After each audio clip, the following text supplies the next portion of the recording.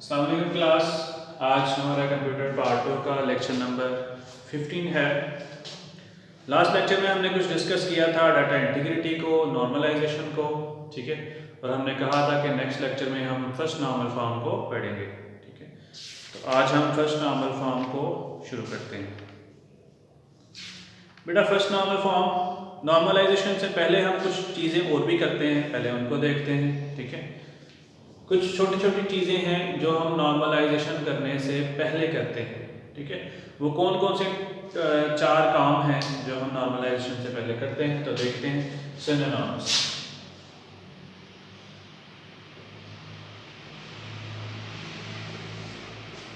ठीक है। सिनोनिम्स बेटा जिस तरह से आप उसमें पढ़ते हैं, इंग्लिश में पढ़ते हैं कि ऐसे वर्ड्स होते हैं जिनके मीनिंग सेम सेम होते हैं, ठीक है। ऐसे वर्ड्स जिनके मीनिंग सेम सेम होते हैं, अब उनको आप कहते हैं सिनोनिम्स, ठीक है। अब इसमें क्या आता है कि आप मिसाल के तौर पर एक टेबल आप बनाते हैं, उस टेबल में हम क्या करते हैं, लेट्स से हम कहते हैं स्टूडेंट आईडी, और स्टूडेंट आईडी को हम करते हैं 1 2 3, यहाँ पे हम कुछ डाटा लिख देते हैं, ठीक है। और इधर एक और टेबल है, इधर हमने बनाया है आईडी, यहाँ टीचर आईडी भी कर देते हैं, ठीक है। और यहाँ पे कुछ और एज कर देते हैं या फिर उसके डेजिग्नेशन में कुछ भी।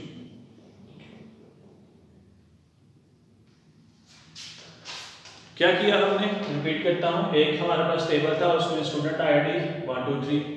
अब यही क्या हो रहा है, इसके साथ रिलेट कर रहा है, ठीक है। ये वाला कॉलम इसके साथ रिलेट कर रहा है। यहाँ पे हमने क्या नाम रखा, आईडी। अब ये दोनों मिलते जुलते नाम है, इनका मीनिंग सेम ही है, स्टूडेंट आईडी आईडी, ठीक है। या मैं यहाँ पे एसटी आईडी कर लेता हूँ, ठीक है। एक टेबल में मैंने इस तरह से कुछ कॉलम बनाए, दूसरे टेबल में मैंने कुछ इस तरह से कॉलम बनाए। अब दोनों नाम मिलते जुलते हैं, ठीक है, लेकिन ये कंफ्लिक्ट क्रिएट कर सकते हैं, कंफ्यूजन क्रिएट कर सकते हैं। तो होना ये चाहिए कि हम नाम सेम रखें जब हम उसी को फॉरेन की जब बना रहे हैं। तो किसी जगह पे ऐसा नहीं होना चाहिए कि हम नाम को चेंज करें, ठीक है। जो नेम है वो सेम टू सेम होना चाहिए। मैं बुक वाली एग्जाम्पल भी कराता हूँ ताकि आपने जब याद करना हो तो आपको उसकी भी अंडरस्टैंडिंग बिल्कुल बेहतरीन हो। ये तो था समझने के लिए, ठीक है। बुक वाली एग्जाम्पल भी देखते हैं। उसमें क्या है, एक टेबल है आइटम का, उसमें कौन कौन से कॉलम है, चलें ऐसे करते हैं। उसमें एक कॉलम है स्टॉक नंबर का, और एक और कॉलम है, उसके बाद है सप्लायर कोड।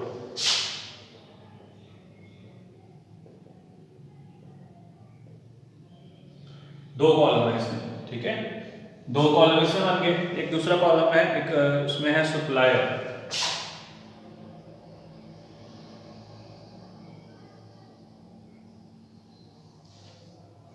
ये बेटा टेबल का नेम है, ये भी कॉलम का नेम है, ठीक है। ये भी टेबल का नेम है सप्लायर, उसके कौन से दो कॉलम है, सप्लायर आईडी और सप्लायर नेम, ठीक है।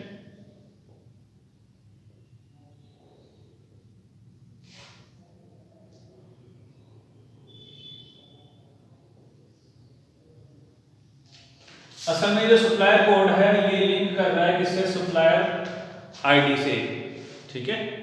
असल में जो सप्लायर कोड है ये किससे लिंक कर रहा है, सप्लायर आईडी से। ये दोनों कोई अलग अलग चीजें नहीं है, ये सेम चीज है, ठीक है। ये दोनों अलग अलग चीजें नहीं है, ये सेम चीजें हैं। सप्लायर कोड भी वही है और सप्लायर आईडी भी वही है, ठीक है। सप्लायर आईडी भी वही है और सप्लायर कोड भी वही है। जो यहाँ पे प्राइमरी की था, यहाँ पे जाके वो फॉरेन की या सेकेंडरी की बन गया, ठीक है। सेकेंडरी तो नहीं कह सकते, फॉरेन की बन गई, इसके लिहाज से ये सेकेंडरी की है, ठीक है। तो यहाँ पे जो प्राइमरी की था वो यहाँ पे आके फॉरेन की बन गया। तो अब क्या है, एक तरफ सप्लायर कोड है, एक तरफ सप्लायर आईडी है। होना ये चाहिए या दोनों जगह पे आप सप्लायर कोड रख लें या दोनों जगह पे सप्लायर आईडी रख लें। जब चीज सेम है तो नाम भी सेम होने चाहिए, ठीक है। जब हमारे पास जो प्रोडक्ट हम दे रहे हैं वो सेम है तो उनके नाम भी सेम होने चाहिए, ठीक है। उसके दूसरी तरफ हमारे पास जो टॉपिक आता है वो इससे टोटली ऑपोजिट है, वो है होमोनियम्स।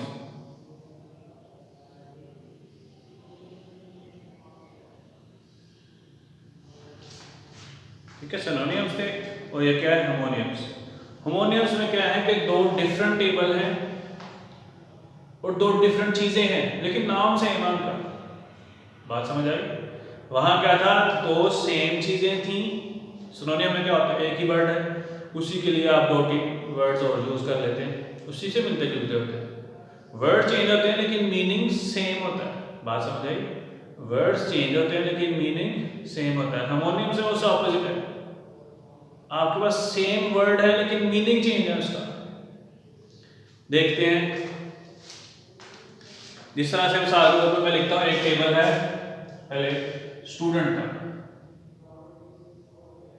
यहां मैंने लिख लिया आईडी और आगे से कुछ कॉलम बना दिए, ठीक है, 1 2।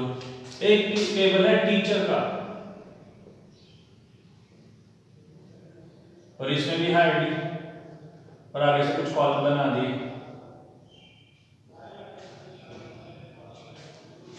बात समझ आ रही है कि एक तरफ क्या था, मेरे पास स्टूडेंट था, एक तरफ क्या है, टीचर, लेकिन दोनों का जो कॉलम नेम आईडी है ये दोनों का क्या है, सेम। हालांकि ये आईडी स्टूडेंट की है और ये आईडी क्या है, टीचर की है। अब असूल ये है कि दोनों चेंज होने चाहिए, ठीक है। इसके साथ लिखोगे स्टूडेंट नेम है, इसके साथ लिखोगे टीचर नेम है, दोनों सेम नहीं कर सकते। दोनों सेम करेंगे तो प्रॉब्लम क्या आएगी, जब आप प्रोग्राम बनाते वक्त आपको कंफ्यूजन आ जाएगी, आपको समझ नहीं आएगी कि किस तरह से करेंगे, ठीक है। अब आपकी बुक वाली एग्जाम्पल करते हैं ताकि मामला मजीद क्लियर हो जाए। दो एग्जाम्पल से ज़्यादा फायदा होगा, आपको समझने में ज़्यादा आसानी हो जाएगी। कस्टमर और सप्लायर दोनों आपके पास टेबल है,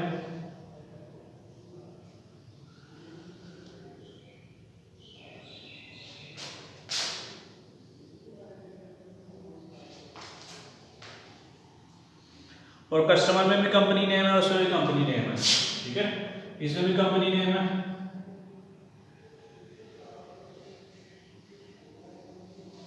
इसमें भी क्या है, कंपनी नेम।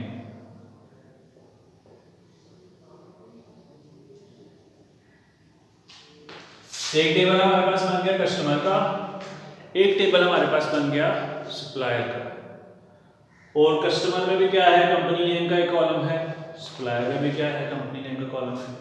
अब आपको पता है कस्टमर में जो कंपनी नेम है वो कस्टमर के लिहाज से है, सप्लायर में जो कंपनी नेम है वो सप्लायर के लिहाज से है। अब होना ये चाहिए कि किसी तरह से हम इसको डिफरेंशिएट करें कि सी कंपनी नेम या एस कंपनी नेम, किसी तरह से हम इन दोनों को सेग्रीगेट करें कि दोनों जो कॉलम है ये अलग चीज़ है और वो अलग चीज़ है। बात समझ आ रही है, ये अलग चीज़ है और वो अलग चीज़ है, ठीक है। जिस तरह से आपका आता है नेम एंड फादर नेम, अगर दोनों जगह नेम लिख दिया जाए तो क्या ख्याल है आपका, समझ आ रही है आपको कि पहले लिखा हो नेम, थोड़ा आगे जाकर फिर लिखा हो नेम, आपको पता नहीं चलना आपका नाम कौन सा, फादर नेम कौन सा है, तो दोनों नाम ही ना। लेकिन फॉर्म फिल करते वक्त तो आपको सेग्रीगेट करके रहते हैं, फर्स्ट नेम सेकंड नेम और फिर आगे बताते हैं कि फादर नेम, ठीक है। यहाँ फुल नेम लिखा था, साथ आगे लिखा था फादर नेम। बात समझ आ रही है? तो अब दोनों टेबल्स जो है उन पे कंपनी नेम है, उसमें भी कंपनी नेम है। जब सॉफ्टवेयर बनाने वाला उसको बना रहा होता है, जब डेवलप कर रहा होता है, ठीक है, तो अक्सर वो क्या कर देता है, गलती कर देता है, ठीक है।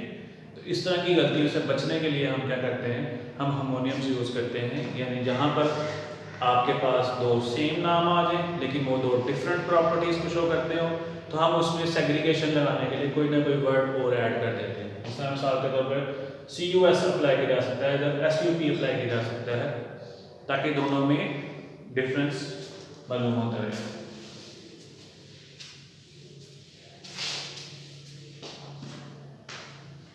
रिडंडेंसी,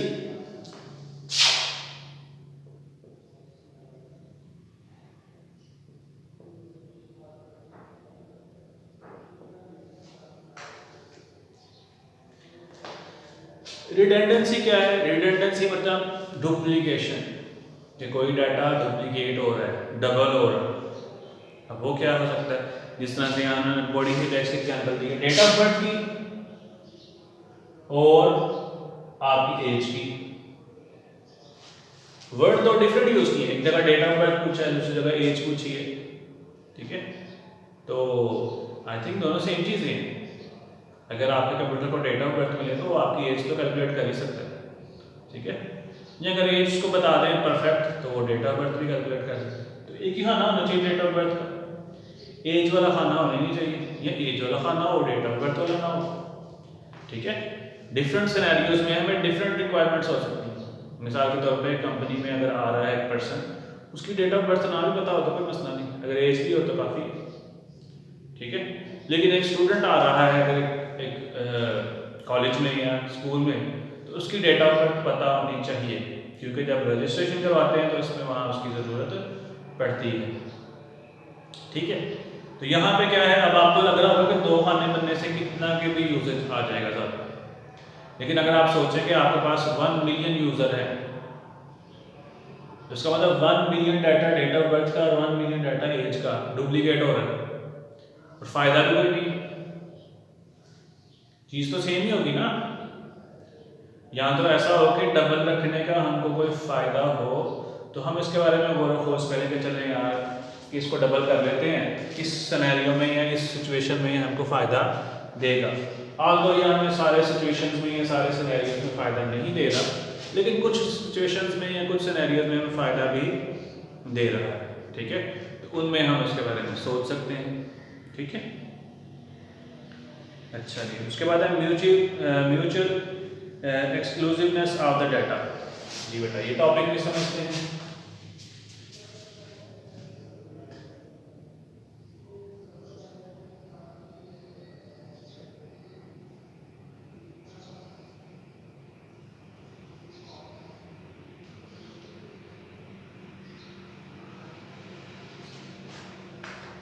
अच्छा जी, mutual exclusiveness of the data में क्या है कि 2 चीज़ें हैं आपके पास, उसमें आपने यस और नो का ऑप्शन पूछना है। तो ज़रूरी कि यस की ऑप्शन भी बनाए और नो की ऑप्शन भी बनाए। हम कोई ऐसा नहीं बना सकते कि एक ही ऑप्शन पूछें उसी में पूछ लें यस बता दो या नो बता दो, ठीक है कि नहीं। मिसाल के तौर पर मैं आपसे पूछता हूँ कि आप पास हो, फिर आपसे पूछता हूँ आप फेल हो, तो अगर जब पास हो तो फिर फेल कैसे हो सकता है, ठीक है। मिसाल के तौर पे टीचर हर स्टूडेंट से पूछें बेटा आप पास हैं, फिर उससे पूछे आप फेल हैं, फिर दूसरे स्टूडेंट से आप पास हैं, फिर आप फेल हैं। आप क्योंकि ये तो बड़ा एक बोरिंग किस्म का क्वेश्चन है, बस पूछे पास हो या फेल हो। ये 2 वाले खाने क्यों बना कर पूछ रहे हैं, 2 क्वेश्चन क्यों कर रहे हैं, एक क्वेश्चन होना चाहिए, ठीक है। तो इसी तरह से यहाँ पे जो उन्होंने बताया कि आप मैरिड और लेट्स से मेल और फीमेल की एग्जाम्पल लेते हैं। हम एक खाना बनाते हैं जिसमें सेव होगा कि मेल है या सर नो, दूसरे में हम पूछते हैं फीमेल है या सर नो। तो इसका अगर हम इस तरह से खाना बना लें जेंडर का, तो वो ज़्यादा बेहतर नहीं है। मुमकिन है कि वो जो टिक लगाने वाला कोई सियाना बंदा हो, वो मेल पे भी टिक लगा दे और फीमेल पे भी टिक लगा दे,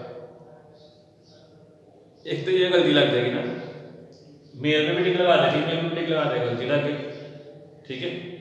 या मुमकिन है कि वो दोनों पे टिक छोड़ दे। अब जेंडर में क्या बता देगा, मेल है तो एम लिख देगा, फीमेल है तो एफ लिख देगा, कोई उसकी हम पॉलिसी बना लेंगे। जिस तरह से रेडियो बटन बने होते हैं वो दोनों में से एक पे ही क्लिक होता है, और डाटा स्टोरेज एक ही यूज होती है उसमें, ठीक है। वो जो जेंडर का खाना होता है जहाँ पे रेडियो बटन बने होते हैं, ठीक है।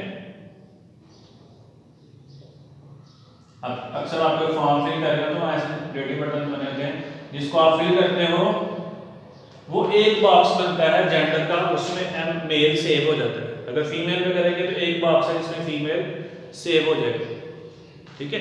2 बॉक्स नहीं बनते या 2 खाने नहीं बनते या 2 जगह नहीं रिजर्व होती डाटा को सेव करने के लिए, एक ही जगह रिजर्व होती है, उसमें एक ही डाटा सेव होता है, ठीक है। इसी तरह से जो यहाँ पे एग्जाम्पल है मैरिड और सिंगल की, ठीक है।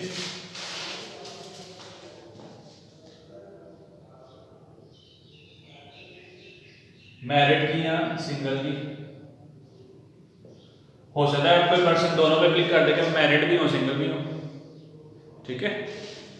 अब क्या है, उसके लिए हम बनाते हैं मैरिटल स्टेटस।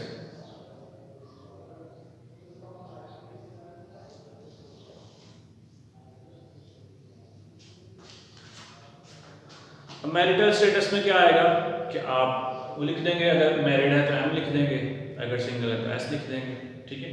यहाँ वो रेडियो बटन्स बना देंगे हम। तो इससे क्या होगा, हमारे जो डाटा की डुप्लीकेशन का जो मसला आ रहा था वो ख़त्म हो जाएगा, ठीक है जी। बट आज हमने फंक्शनल डिपेंडेंसी भी पढ़नी थी, लेकिन अभी वक्त ख़त्म हो गया, इसको इंशाल्लाह नेक्स्ट लेक्चर में करेंगे। आज हमने वो चीज़ें पढ़ी जो नॉर्मलाइजेशन से पहले के करने की होती हैं, ठीक है। हम नॉर्मलाइजेशन के प्रोसेस की तरफ बाद जाते हैं।